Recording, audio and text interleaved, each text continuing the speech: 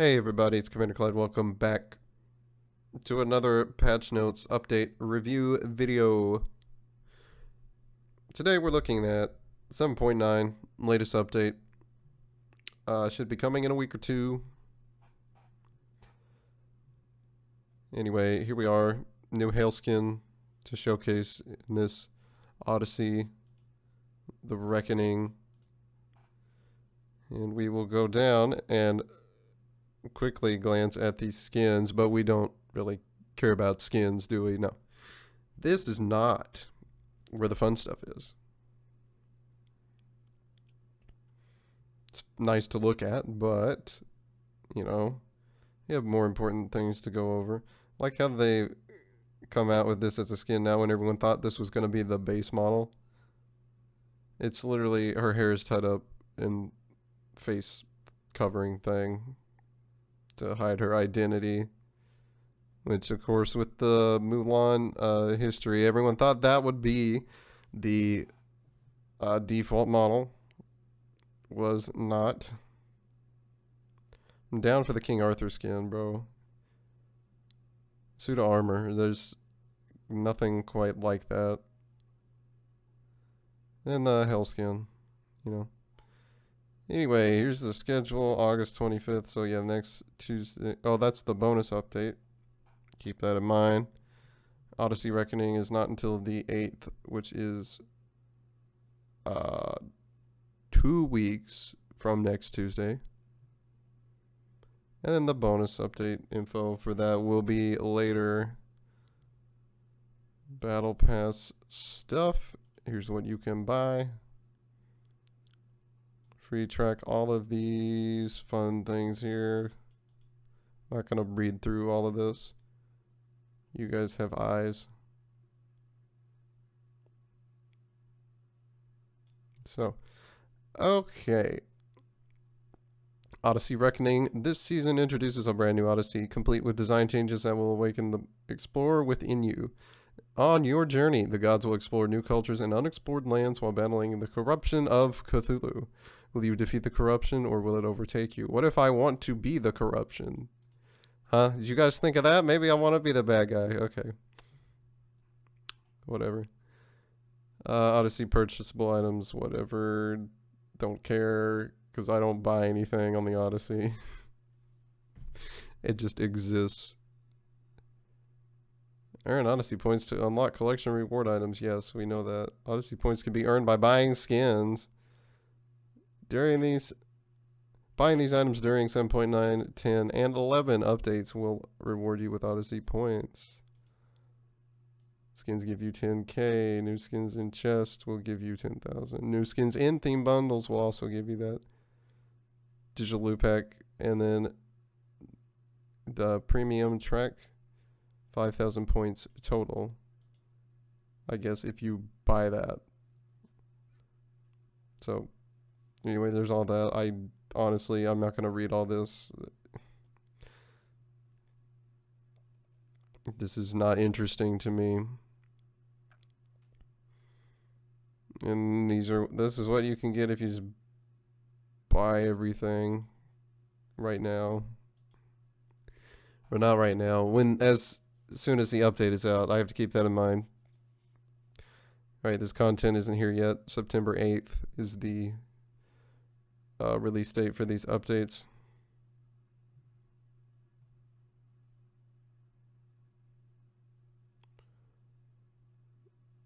It's an Odyssey map with 9 unique territories. This might be interesting. Let's just read this. Each territory will have its own quests and rewards. Rewards range from Odyssey bonus chests, team boosters, favor, viewer points, cosmetic items, and SMITE gems. You can see what items the territory rewards before you choose to unlock it. Every player will start with the Niflheim territory unlocked for free. Earn map fragments and use them to unlock a territory of your choice on the Odyssey map. Once the territory is unlocked, click on any landmark to start a voyage. You can only have one voyage at a time. Complete all the quests in a voyage to unlock a rare landmark reward. Corrupted voyages have more difficult quests, but also reward epic items. Completing all the voyages in a territory will reward an artifact unique to that territory, which will be proudly displayed in the background of your Odyssey Reckoning page. Amazing. Got upcoming skins for all these gods. That's something new that they don't really talk about. Good stuff there. Still on gods that... There's gods that need more skins. Why are we... I don't know why we give gods that have a bunch of skins more skins. Like, Chalk's got enough. You know, Ra's got a ton. Ares has got a bunch. Humbots kind of has a lot. Hercules has a lot. Like, there's... Why? Why?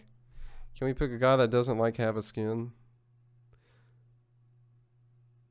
You know, they could have put a Cthulhu skin in here.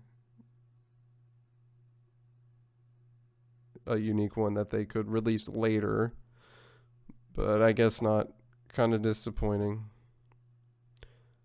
Quality of life updates. Clarification. Intentionally disconnecting, exiting SMITE to trigger early surrender forgiveness is considered abuse of the system.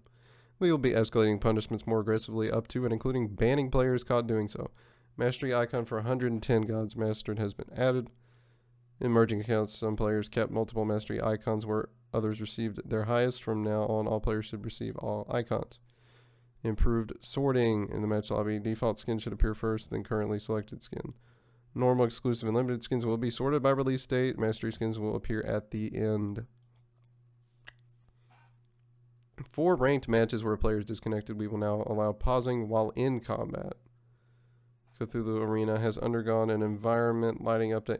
See, this is kind of actually a big deal because before, if someone DC'd and you had to pause, you had to back off and not hit things. And if everyone hadn't like backed, that's really inconvenient.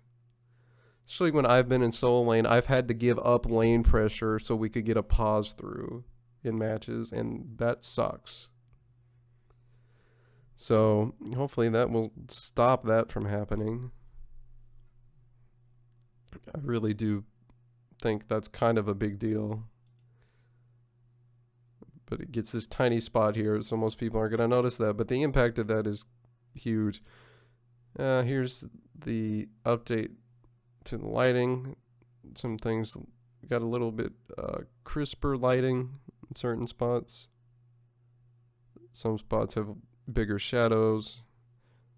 Looks a little bit more dynamic than the last version, but it's just a lighting change, not really a big deal. Alright, bug fixes.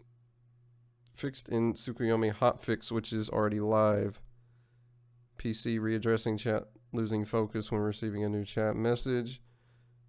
PC fixed chest purchase issues due to slower connections. Fixed match lobby ability descriptions not displaying correctly on Cthulhu and Tsukuyomi. Fixed SPL standings showing incorrect data. Tsukuyomi fixed my brain. Fixed Tsukuyomi. Honestly, I should address the pronunciation quickly. I think I have before. Tsukuyomi and Tsukuyomi are actually both correct pronunciations. It all depends on what version of Japanese you pronounce it in, but they're both technically right. It's weird. Anyway, fixed Tsukuyomi getting interrupted during ultimate dash. Fixed an instant cast. Fixed on instant cast, Tsukuyomi Silver Moon caltrops going further than intended if camera is flicked. Fixed an issue where Capri Resurrection will cause Tsukuyomi to move in unintended ways. Hera fixed Hera Divine Shroud not going on cooldown or costing mana if interrupted.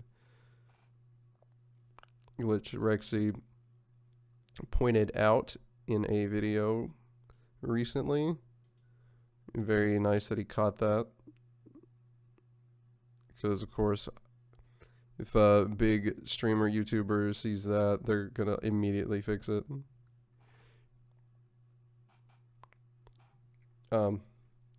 Anyway, general gameplay. Fixed an issue where Fire Giant's attack chain would incorrectly reset when a combat target was dropped. Fixed an issue where Gold Fury would not aggro you if afflicted by the debuff from the purple can. What? That's really bizarre. Fixed an issue where the Conquest map lighting changes were different than intended when in spectator mode. Fixed an issue where the Pyromancer's Inferno Ritual could not be interrupted by silences. Fixed an issue where Godbots and Buffcans would sometimes not spawn in jungle practice. Fixed an issue where certain bots would spawn duplicates in jungle practice. Fixed several crash cases, including a crash that could occur around the mana camp, and a crash that could occur in matches against AI. Fixed an issue where voice packs weren't always unlocked in jungle practice. Fixed an issue where the Happy Sun jump step was not appearing in game as intended. Gods.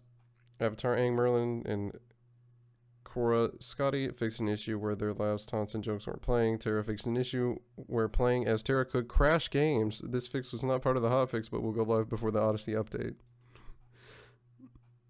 Merlin fixed an issue where his Dragonfire deployable was not behaving consistently with his other deployables regarding Merlin dying while they are active. Tsukuyomi fixed an issue where Tsukuyomi could get stuck in walls. Tsuku teleports to unintended locations. TBD and WIP. What are you saying? What does that mean?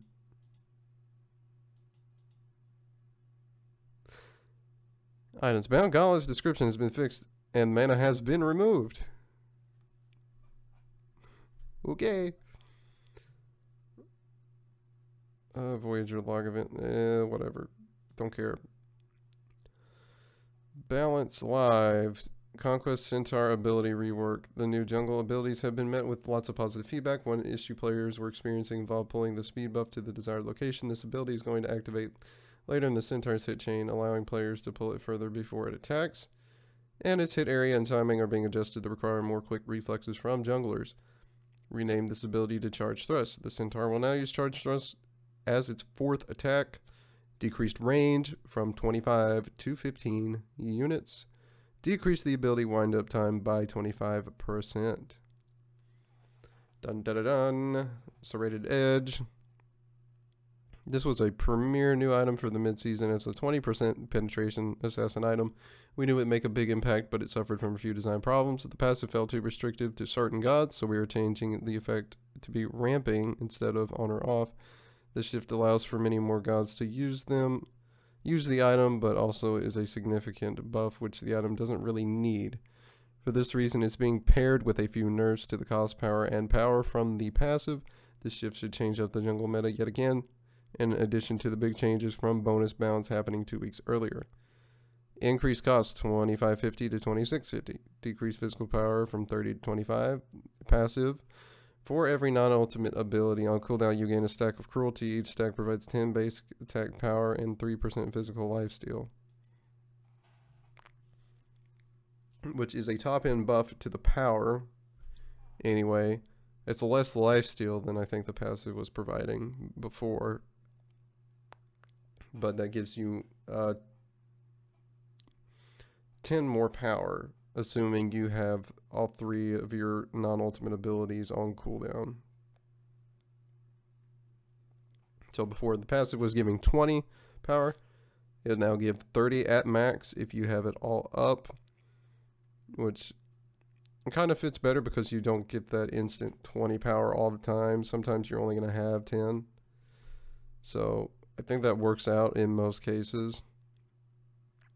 Of course, in a fight where you use everything, it's going to be a little more potent, but that's why we have the nerfs up here, so that's fine. Alright, Hide of the Nemean Lion. It seems that many players are still happy to be rid of the reflect damage, but Nemean Lion isn't exactly having the intended effect. Currently, this item is most popular as a single defense item on damage-focused gods, causing certain hyper carries to have little counterplay. We are heavily changing the design of this item so that it requires protections to be built before the passive becomes effective. Buying this with too few item protections will lead you to provide 0 block stacks. Passive: for every 100 total protections, magical plus physical, from items, only you gain 1 block stack, preventing the next basic attack from damaging you. This effect can stack up to 3 times. Excuse me just a second.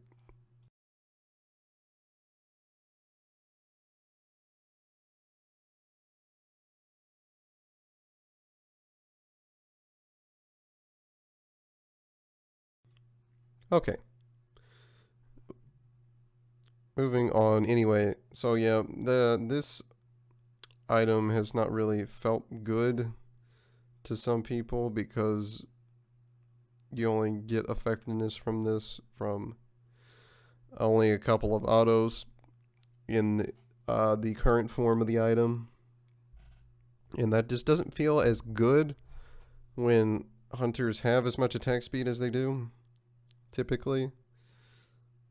So they're also making this item more exclusively for gods that are already tanky, because you get it from having 100 total protections from items, and it'll stack up to 3 times. So now you can get up to 3 blocks, assuming you have 300 total protections from items, which means this will be pretty exclusive to solo laners and supports, who are the only gods that are really going to have enough protections to bother with the item. Otherwise, you're getting 1 stack, and that's not particularly useful. So, better for tanky gods now, and it'll feel better for them to build. Charged bow. Building up to Odysseus bow was not the best experience. I mean, it's cheap, though. It feels like it's not really worth getting unless you have to complete gold, have the complete gold for the finished tier 3 item. The tier 2 version charged bow is getting a scaling component added to it to make it worth building. Bonus damage now is 30% basic attack power scaling. I mean, it's not really that bad by itself. I mean, yeah, you'd rather have just the tier 3 finish, but I mean, buying this isn't hurting you that much. I mean, selling a pin item to get it, probably you're selling a blessing or something, which actually in Conquest would be Hunter's Blessing, so I don't think you'd lose a whole lot for having bought this last. Anyway, Iqbal, the rework of Hecate's ring, brought about a lot of questions from the similar physical item Iqbal. To help bring hunters in line with mage ADCs, we are buffing this item slightly so that the buff and debuff durations match the ring of Hecate. I mean, Hecate. This would be the Greek pronunciation there. Increase buff and debuff duration from 3 seconds to 5 seconds. Adjusted text on this item and ring of Hecate to have better matching wording for the same effects. Okay.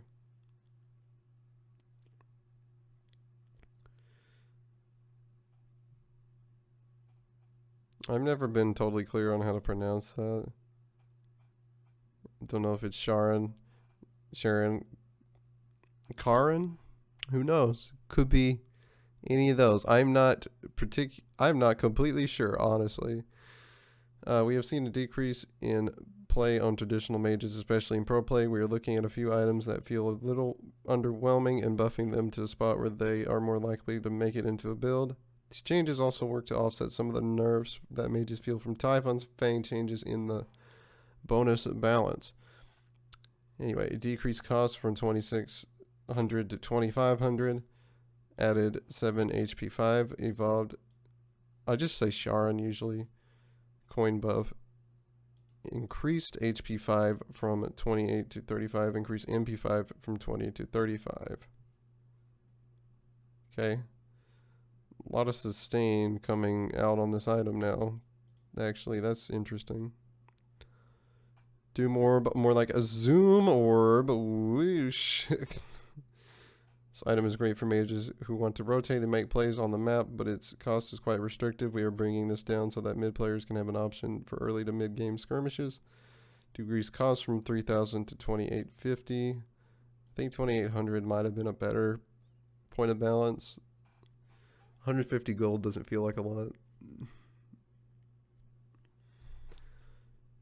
Anyway, Warlock Staff. Tanky mages always have a risk to take over a meta, so we have been quite careful with the Warlock Staff item tree. We are still not seeing this item being picked up very often, nor performing very well, so we are applying some more buffs to the item. The tier 2 is getting more power, so it becomes a more viable option to build into before the final staff.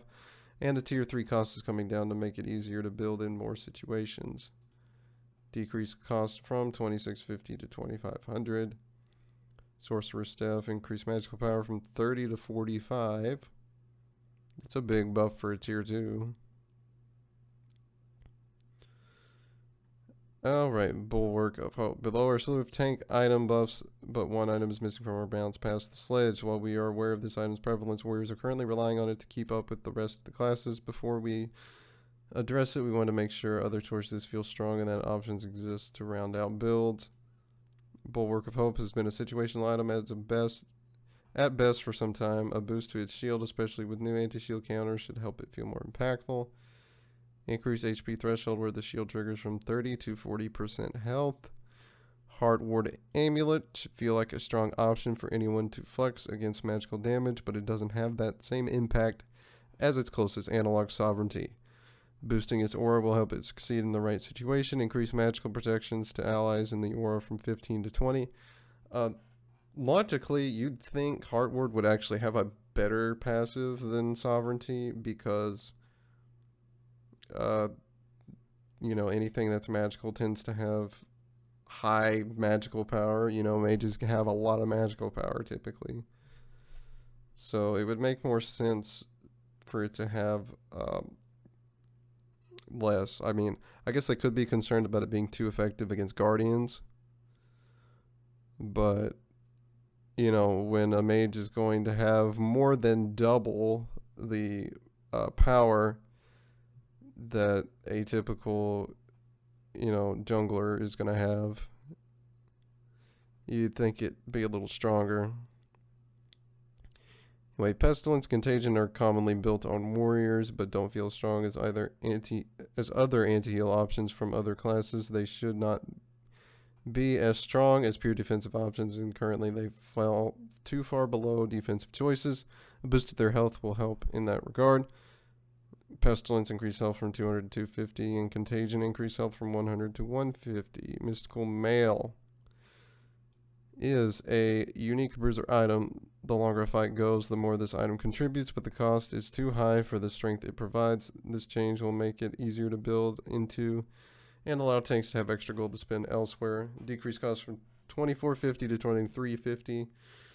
Mystical Mail is an interesting item that's gotten buffed and nerfed like a lot for a tank item. It used to give you too many protections and too much health. That was nerfed. That was both nerfed, then the cost was increased, and the cost came back down again. I think the protections got a slight buff again. I don't remember. And now the cost is back down. A little bit. I don't know. It's all over the place.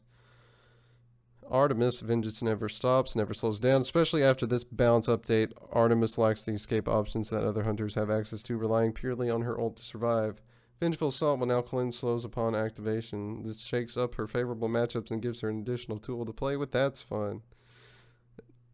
Vengeful Assault, Artemis now cleanses herself of slows and becomes immune to slows for 0.6 seconds. Ooh, spicy.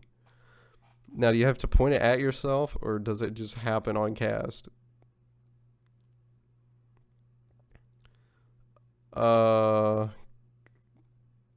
We'll come to that in a second. Hold on. Baba Yaga keeps brewing up some new balance adjustments. This time her concoction will reduce the cooldown on her brew. Often Baba Yaga feels like she runs out of options too quickly, especially in the early game. Being able to brew more often will smooth out that experience. Decrease cooldown from 16 to 14, down to 14 seconds at all ranks. Chalk is being buffed again, and I wish they would stop. Chalk makes it rain already, but he's about to bring down the thunder. He already does. Chalk feels like the jack of all trades, master of none warrior. Brings sustained control pressure, but even for jack of all trades, this damage pressure feels lacking. Thunderstrike will gain some additional scaling to help him out. It's just because people don't know how to build on him. I don't know. My thing is, you need to explore options. The problem with warriors is builds get pretty specific, or well, you end up stuck on one build and everyone just uses it for the same gods for every god, and that doesn't work necessarily. Some gods do require to be built differently. You know, Chalk is one of those gods. he tends to do particularly well with early power and early cooldown, which isn't really built that often in Soul Lane. Like, you could legit just go boots and then a bruiser item or something, and then you're fine. He has so much sustain, you might as well get the extra damage from your items, so he's more threatening, you know. And then you can get the big stuff later. You could skip out on Stone a Guy on him just because his sustain's so huge, which would open you up for a lot of other things. It gives you room for the sledge, gives you room for more bruiser items, or anything that's more sustain based, you know. Changa's an odd character in that he does require you to build a certain amount of damage on him to be the most effective. I mean, I think it's just you have to play around that thing with using the strength of his kit with what you're building, and not just building items that add to what he's already good at. If you understand what I'm getting at. Like, you don't need to build more sustain items on that. He already does that himself. You know. Anything with HP 5, you can go light on that stuff. So, I mean, it's all about that. I think he needs to quit being buffed because everyone keeps buffing. They keep buffing him, and he doesn't need that. Like, his 3 is a stupid ability. Like, there's an attack speed slow and a movement slow on it. Like, what else needs to happen? Just stop buffing it. Every god does not have to have the same level of playability. Anyway. We're off the soapbox. Changa is a squishy mage that plays in the position of bruiser mage, often sitting close to her enemies for poke.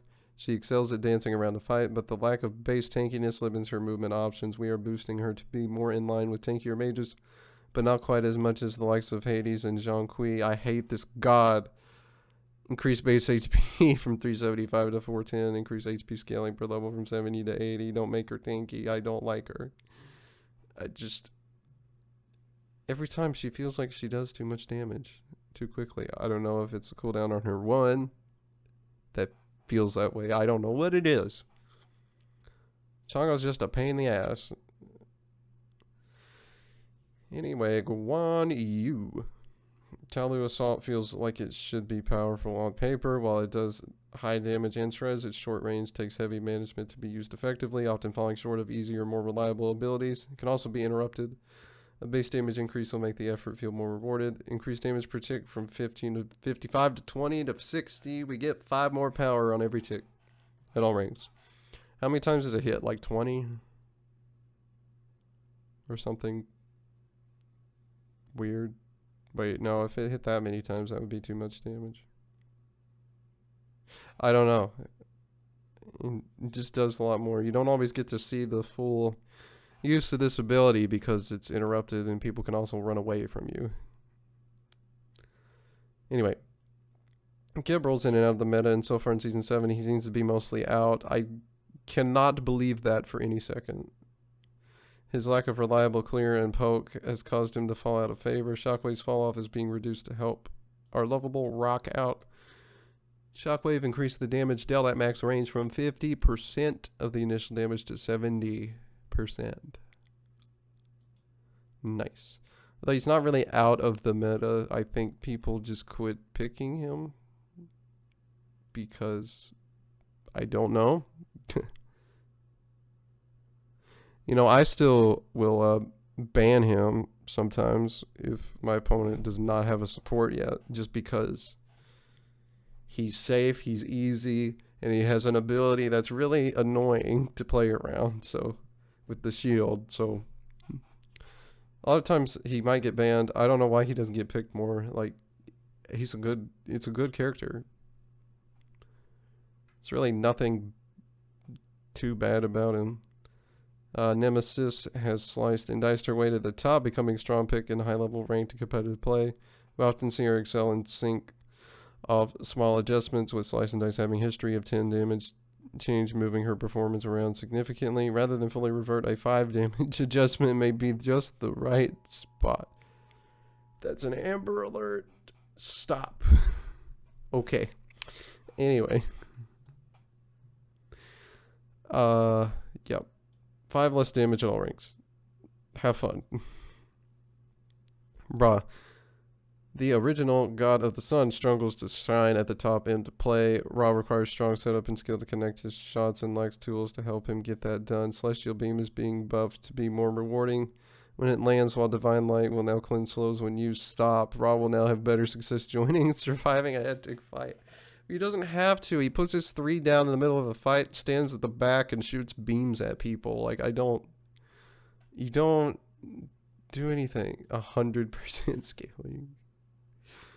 Divine Light, additionally, Ra now cleanses itself from slows and becomes immune to slows for 0.6 seconds when activated. That's what happened to Artemis. Okay.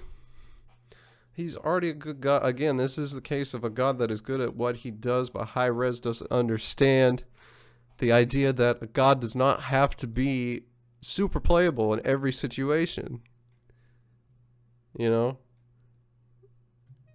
There can be niche situations where you pick a god and it works really well. Ra can be good in niche situations. If you have a team that can get a lot of objective pressure, you know, the extra power on his 3 is good. Things like that. His early can be pretty good. You know, because you can farm like a beast. Celestial Beam is a really good early clear item, early clear ability. And, you know, his mobility is not great, but that's fine. I mean, he's got a passive with movement in it, so it's not like it's a huge deal for him. He can play well around gods like Merlin, who is a very popular mid pick. I mean, I don't see the reason to buff him. You know, he's fine where he is, and that isn't in all situations, but that's okay. That can be that way. It doesn't need, you don't need to force him to be playable. Zeus is here to bring the lightning. Zeus' passive provides players an opportunity to eke out extra damage with his basic attacks. However, his base attack speed has made this exceedingly difficult to accomplish, except to see more lightning bolts go flying, and just maybe we will see some extra variation in his build choices. Increase base attack speed from 0.87 to 0.95. Big change. This is cool. I do like this. Zeus is in a weird state. This is fun because this lets you play around his passive more, and that's, you know, at least somewhat interesting. This isn't going to make him weirdly strong because you have to still, you know, hit the autos to use that. So I'll take that buff. Why is Humbots down here? Someone ordered this wrong. Wait, Zeus is... Oh, no. What happened, guys? How did we get these out of order? Anyway. The Allfather underwent a long series of nerfs after his rework. While they were deserved, Odin has finally settled down and ended up a bit underwhelming. We discussed reverting one of his cooldowns, and the one that made sense was Gungnir's Might. Skilled Odins can now show their understanding of the runes, and we don't reintroduce the frustration surrounding his frequent bird bombs. So Gungnir's Might decrease cooldown from 14 seconds down to 12. Fine. I mean, the stun being up a lot was aggravating, and I think that was worse than the bird bombs. So I don't know if bringing the cooldown back down on that's a good idea. Humbots. It's like Humbots says, it is not wise to put a basket on your head as you will be eaten by a dog. I'm not going to say that in the accent because that's weird. No, we don't know what that means either. It means what it says. That's what he does. He says, he makes up weird lies. He's very literal about what he says. He's, don't put a basket on your head, a dog will eat you. What's there to mean?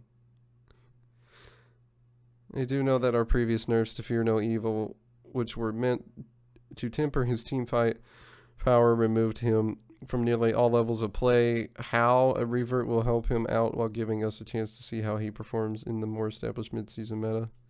His ganks are great, dude. I don't know what the problem is. Decrease cooldown from 120 down to 110, scaling down to 90. But I don't know. Why? I mean, he's not a bad character. He's a good jungler. People just quit picking him because you put weird items in the game that made, like, Mercury and Nemesis and Kali better. And so everyone just wanted to play those three gods and forgot Humbots existed. And that he's a good character. And that he could actually use some of those new items pretty well if you did decide to build them. But that could be situationally awkward. I don't know. I'd say God's not that bad. This might be a little silly. Because now he's back to that state where he can force beads pretty easily and then ult you again. Late game. Where the ult's going to be more potent. Honestly. Because if you hit this in a big team fight, man, that's... You know, that's it. The Fear No Evil is a game-changing ultimate if it's used well. But anyway, I guess it's fine. We'll see how he performs. You may still not see much of the impact from this if people still are going to keep picking junglers the way they are right now. But anyway, that's the end of the notes, everybody. Thanks everyone for watching. Like and subscribe if you enjoyed this patch notes review. Don't forget the release date is September 8th. Be ready. Be smart. And with that, check the helpful links down in the description. And I'll see you guys later for some more Smite. Have a good one.